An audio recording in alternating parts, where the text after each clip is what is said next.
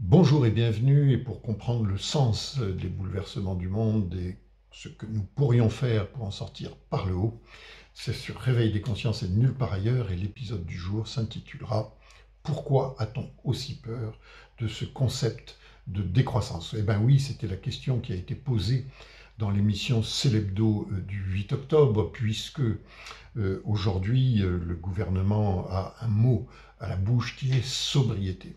Mais chaque fois qu'il emploie ce mot, il se croit obligé derrière de tout de suite dire oui, mais sobriété, mais pas décroissance. Sobriété énergétique, ça n'est pas produire moins et faire le choix de la décroissance. Nous ne voulons pas retourner à l'âge de pierre ou à la lampe à huile. On n'est pas pour un modèle de décroissance, on est pour un modèle qui est capable de produire. Si c'est parler de décroissance, ça reste toujours pas notre ligne. La sobriété, ce n'est pas arrêter de vivre. La sobriété, ce n'est pas la décroissance. Ça ne veut pas dire produire moins. J'ai pas changé d'opinion là-dessus. Ça ne veut pas dire aller vers une économie de la décroissance. Pas du tout. La sobriété, ça veut juste dire gagner en efficacité.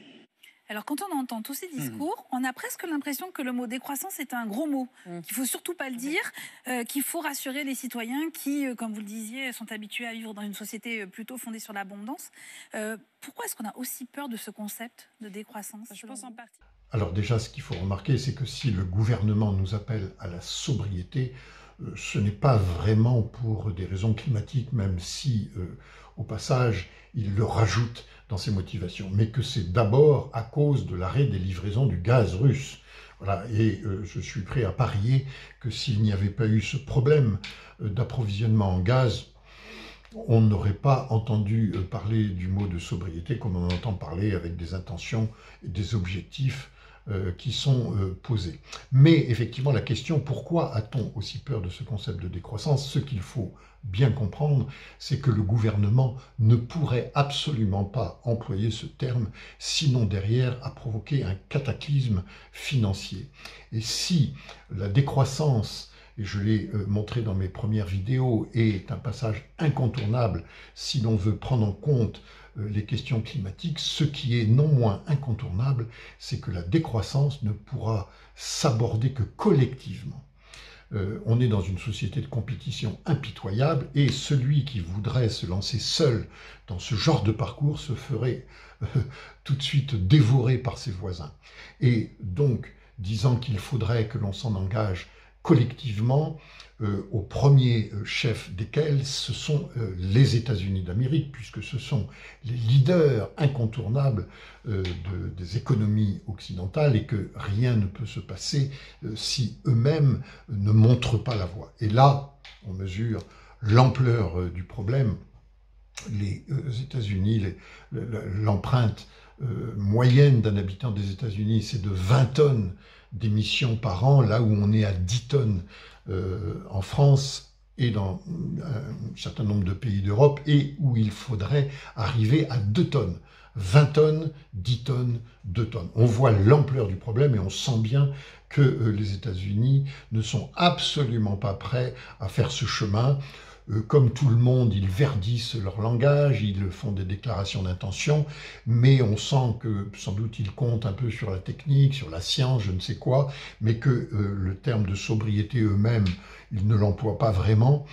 Et donc on mesure qu'on est encore extrêmement loin pour une vraie prise en compte des problématiques climatiques. Alors qu'est-ce qui pourrait faire bouger les choses pour que les mentalités évoluent? Il y a bien sûr la révolte des jeunes.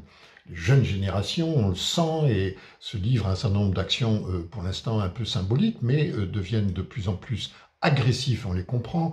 C'est aussi la révolte des précaires. Je crois que de plus en plus de gens prennent conscience que le monde qu'on nous vend, c'est un peu un décor de cinéma, que ces inégalités sont absolument insupportables et inacceptables, mais on a en face de soi un appareil extrêmement lourd. Mais en tout cas, révolte des jeunes, révolte un peu des populations qui n'acceptent plus ce système-là.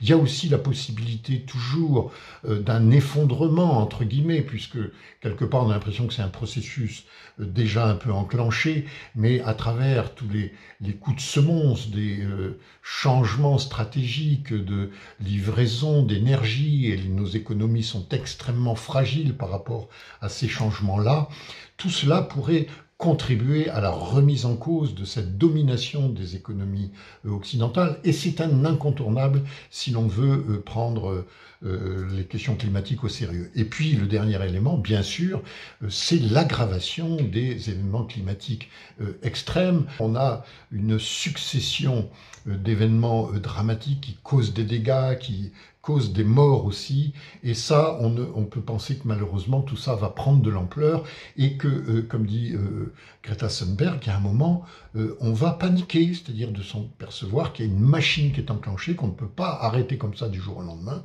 et peut-être à se poser à ce moment-là les bonnes questions pour faire en sorte que les choses bougent. Voilà, nous y reviendrons bien entendu, et si cette vidéo vous a plu, pensez à la partager, à mettre un pouce, à vous abonner, et puis à bientôt.